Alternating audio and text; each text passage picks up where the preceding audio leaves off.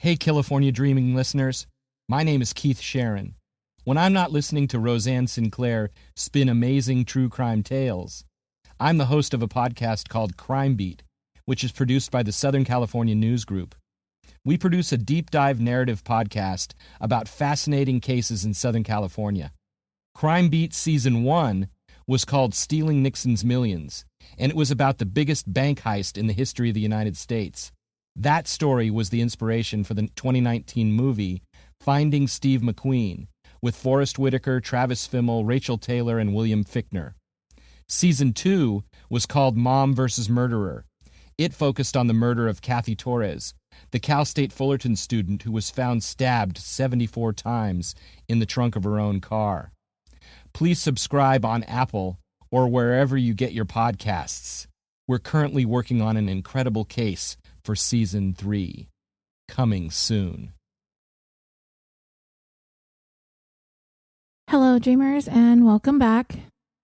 First, I have a couple of people to thank before I get into the addendum for this week's episode.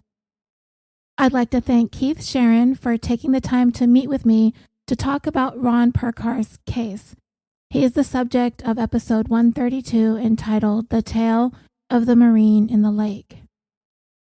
Keith told me some very surprising and eye-opening things that shined a lot of light on this story and honestly put many of the questions that we may have had about it to bed. I'd also like to thank Diane Garrett, Ron's sister, for coming into the group and answering some of the questions that we had. I know you didn't have answers to many of them, and I know that some of them are essentially irrelevant at this point. But I am very grateful and pleased to hear your voice in this tragedy. I had made some musings about Ron's family, and based on the answer you provided to the question as to why your parents chose not to speak about Ron, told us a great deal about why things happened the way that they happened. As for your efforts or desires to have some answers, it leaves no doubt that you wanted them, and you did what you could back in 1997. But there's only so much you can do when you're not feeling that you have the complete support of your parents. Your comment under that question was heartbreaking. And I think I speak for all of us who listened to your brother's story or read about it in the Orange County Register when I say that we've all felt a deep sense of sorrow for Ron's loss and are hoping for you to see a resolution and a measure of justice soon. It has been far too long. I also want to thank everyone who took the time to listen to Ron's story and those who shared their thoughts and asked some questions. In the meeting that I had with Keith a couple days ago, I realized a few things. One being that there are just some questions that are never going to have answers, and I have to be okay with that. And in understanding that, I might need to dial it down a little bit when it comes to going off wildly in directions where I think I might find some answers. Some things are just going to be lost forever, and in Ron's story, we have to accept that we're not going to be able to know or find everything. What happened to Ron's case, to me, kind of feels like what happened to JonBenet Ramsey. Opportunities lost that we can never get back. What all does that entail?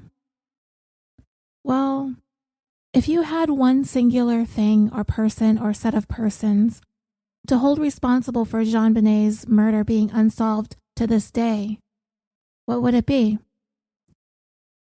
My initial thought is a breakdown in police protocol and procedures when it comes to taking and maintaining control of the crime scene. Of course, there are other things that worked in tandem with that, but the responsibility for those things, to me, falls squarely at the feet of law enforcement. They're the ones who are supposed to handle a crime at the onset, and that did not happen in JonBenet's case, and I don't think it happened with Ron's case either. However, for Ron, it seemed to have been a combination of a number of unfortunate circumstances that led to his murder having gone unsolved for almost 23 years. Based on some of the things that I learned in the meeting with Keith and the few comments that Diane has made in our group, I think I've come to the conclusion that the Las Vegas Metro Police and the NCIS simply didn't move quickly enough during the critical early stages of the case. And I'll just put it out there right now that Ron's death was not a suicide. All the Reddit speculation, while I don't want to say was a waste of time because it was an interesting point to explore, and it kept people talking about Ron, which in a case like this is so important. And even if Ron participated in an act of assisted suicide, that is still a crime. You can't shoot someone in the head to help them die. You're going to be prosecuted. You're going to go to jail. And if someone did shoot Ron in the back of the head and wanted to claim that Ron asked him or her to do it, I'd first demand proof that Ron wanted that to happen. And even then, you still are not permitted to carry it out, no matter how much someone begs and pleads for it. I suggested in episode 132 that the ball was dropped in the investigation into Ron's murder. I still think that, though maybe I could have considered some other factors. Critical time was lost because Ron had been in the lake for about 3 days, according to the medical examiner. So Ron's killer had a 3-day head start. Also, I am under the impression that once Ron went missing on June 15th, 1997, the urgency to find him was never in place. The question wasn't specifically asked, but Diane shared what happened when it was realized that Ron was missing or thought to be missing because he failed to show up for work. She said, quote, "The Marine Corps tried to contact my parents when he did not show up for work. However, my parents were on vacation. The Marines then contacted my older brother, who then contacted me at work. I then called the Marine Corps to get some info, talked to the manager at his apartment complex, and begged them to go in his apartment to see if he was in there, but they said no."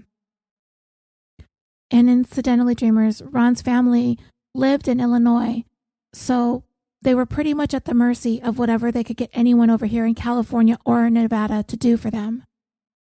Diane continued, "I started calling hospitals and police. I talked to our local police who gave me the story that he probably just ran away or something like that. I was told the number of murders that happen in Vegas on a weekend outnumber what we experience in an entire year, so this was just another case for them. When my parents returned from vacation, I shared the news that Ron was missing." So what that tells us is that when Ron was found floating in the lake, nobody would have known who he was until they got him back to the medical examiner's office, took his fingerprints, and identified him to his prints on file with the military. Because Ron had not yet been reported missing, his name and information was not making the rounds through law enforcement agencies. Ron's wallet was in his car and his car had been towed, so those things would not have been immediately connected to him. So there was likely no way Ron was going to be identified immediately upon the discovery of his body. And when he was identified, he didn't come up as missing. And if there was any truth to what Diane was told about Ron being just another case, I mean, come on, how many active duty Marines are shot execution style and tossed into a lake in Las Vegas? I'm going to go out on a limb here and say in 1997, Ron was probably the only one. And that's not to say that Ron's murder should have taken precedence over anybody else's. It may very well have been all the Las Vegas Metro Police could do and say about his case, that they were an overwhelmed department and there was only so much they could do.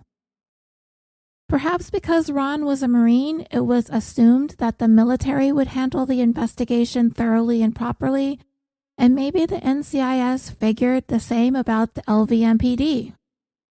If that was the case, then Ron fell through the cracks, just like that pop fly ball falling to the ground between two outfielders. In watching my daughter play softball for years, while she usually played first base, other than seeing an overthrown ball fly way over her head, there is hardly anything more disappointing than seeing a guaranteed out turn into a base hit. possibly even a double. Imagine being Ron's sister, having to sit there and watch as Ron's unknown killer rounded the bases, thinking that he or she has hit a home run with this perfect crime. But here's the thing, dreamers. While I can't share very many details right now, what I can tell you is Ron's killer did not hit a home run. Ron's death is not the perfect murder, and his killer has not made it to home plate. Like I said, I am not at liberty to discuss very much about the current status of the investigation, except to say that this case is not as cold as it sounded in episode 132. And the Las Vegas Metro Police are actively making some headway. And I'm really excited to eventually be able to tell you more. But it is not my story to tell, and that is abundantly clear. I did take a lot of liberties in the story about Ron, and granted, it is not unlike me or all of us to go off on these wild goose chases with all of our theories and explanations for things, or at least searching for them. But there's a reason why this show isn't primarily an unsolved mystery style production.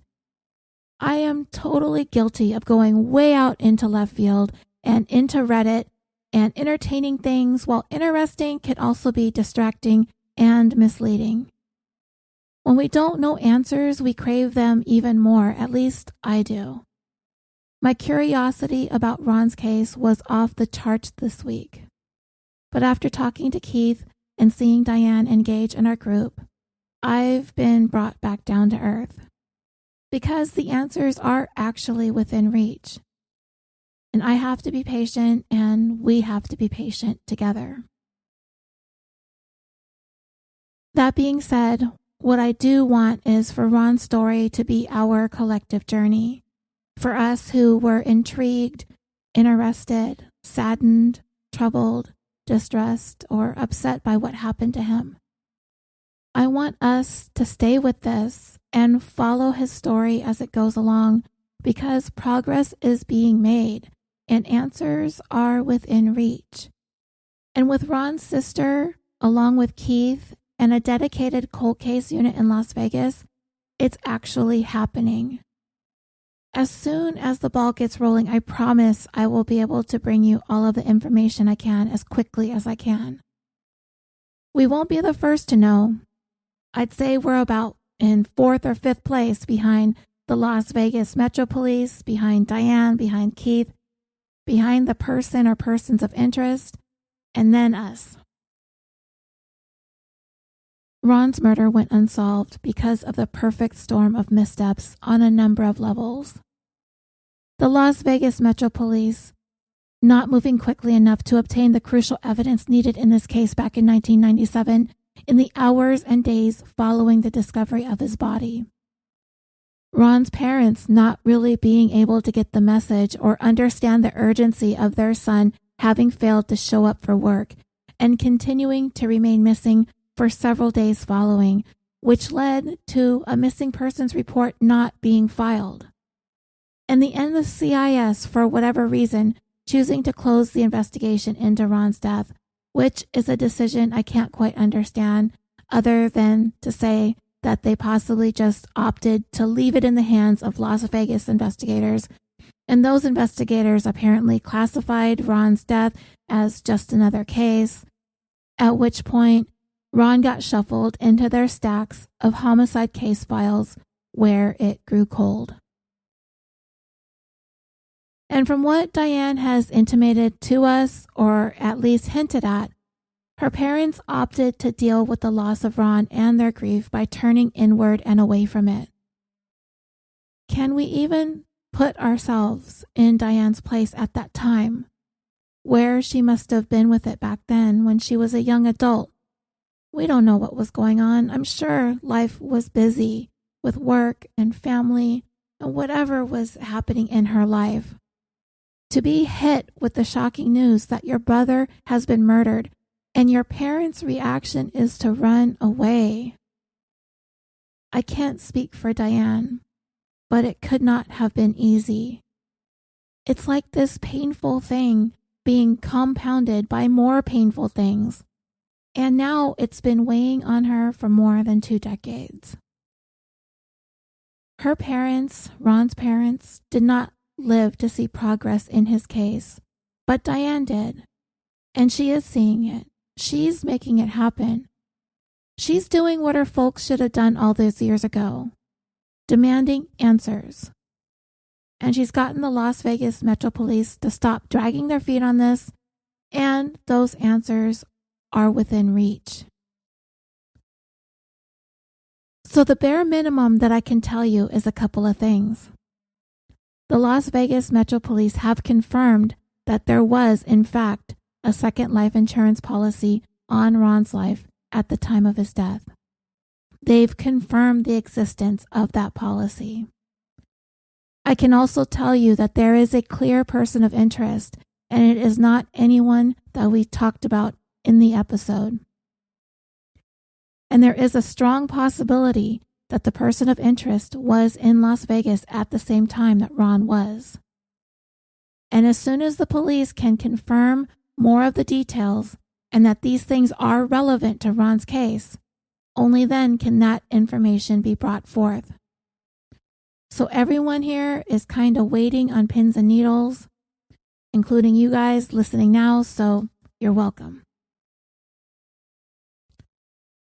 As much as I did enjoy exploring some of the theories that I found on Reddit, and it was interesting to ponder some of those possibilities, the fact is those can, for the most part, be dismissed. When I was first writing Ron's episode, I was actually in Las Vegas, Henderson more specifically, but close enough. I had read Keith's article back when it was published in November, and I was immediately interested. I had never heard of Ron before. And coincidentally, I did live in Huntington Beach for 3 months in the summer of 1997. As a matter of fact, the day that I moved in with my roommates that I was renting a room from was the very night of the Tyson Holyfield 2 fight. My roommate ordered the pay-per-view and was hosting a watch party, and I was trying to be as undisruptive as possible as I was carrying all my junk through the living room that night. I just don't remember hearing about Ron's case. But you know, I was 22 years old. I wasn't paying all that much attention to the local news, I guess.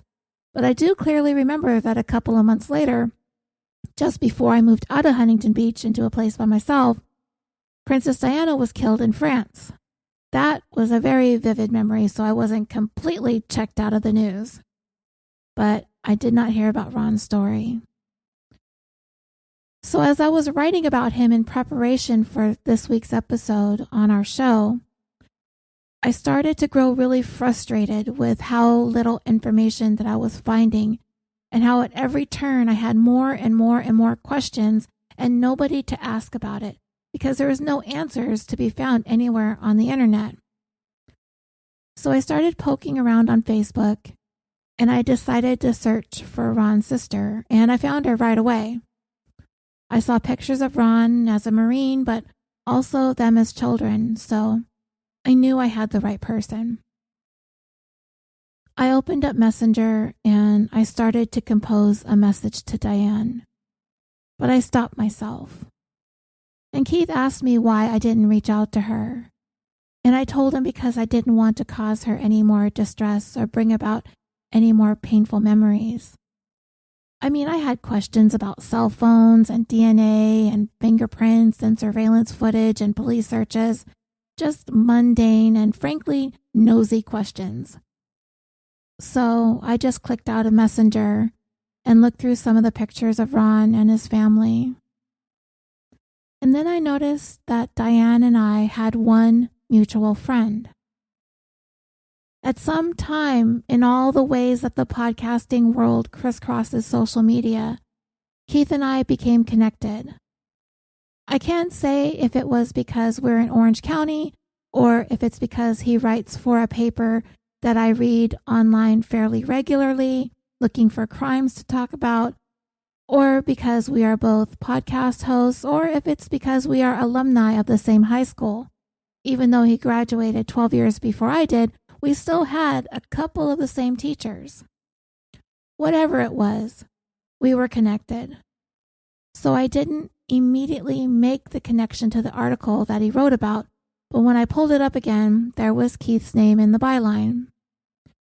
I felt a little bit more comfortable reaching out to him, first for permission to cite his article, but also to see if he had anything to add to the story.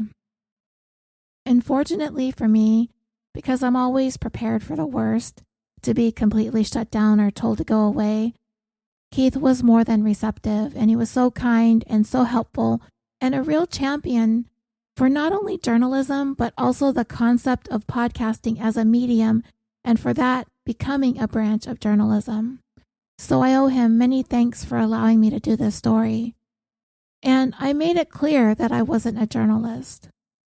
But I left our meeting this week with an appreciation for the need in the future to make sure I say things responsibly, especially in cases that are unsolved. So for now, I can only tell you so much because it is important for us to handle Ron's case as respectfully as possible. As for the laundry list of things that we were wondering about Ron's case, many of our questions simply can't be answered now because of either the passage of time, because the opportunity to gather the information is lost forever, or the information is there, but it's being kept close to the vest. If you look at the post in the group where I asked if any of you had questions about the case, you will see that Ron's sister answered some of them to the best of her ability. Again, I want to say thank you to Keith Sharon for sharing Ron's story and being so gracious about letting me use your work to put together the episode. And Dreamers, I just binged Keith's entire second season of his podcast, Crime Beat. If you haven't listened, you are missing out on a really incredible story with so many surprises. I could not get through those episodes fast enough. It is also a very real and human journey that only a mother who experienced the worst loss imaginable could understand. It is truly a gripping story, so thank you, Keith, for bringing us that as well. Keith is a journalist with the Southern California News Group, and recently he's been covering the tragic death of John and Carrie Altobelli and their 13-year-old daughter, Alyssa, who perished in a helicopter crash on January 26, 2020 in Calabasas, California. John was the head coach of Orange Coast College's baseball team since 1992. He led them to 4 state championships. He marked his 700th win in 2019 and was also named Coach of the Year. The Altobellis died along with retired NBA player Kobe Bryant and his 13-year-old daughter Gianna, Sarah Chester and her 13-year-old daughter Peyton, Christina Mauser and pilot Era Zobayan. The girls were teammates on the Mamba Sports Academy, which was founded by Bryant, and Mauser was their assistant coach. Keith wrote about the memorial that was held at Angel Stadium this week for the Altobellis, so look him up. I'd like to also thank Diane for joining our group and helping to clear up a few things for us. Everyone, please keep Ron and his family in your thoughts because good things are coming. And thank you so much for listening. Please stay tuned for updates on this case. And until next time, sweet dreams.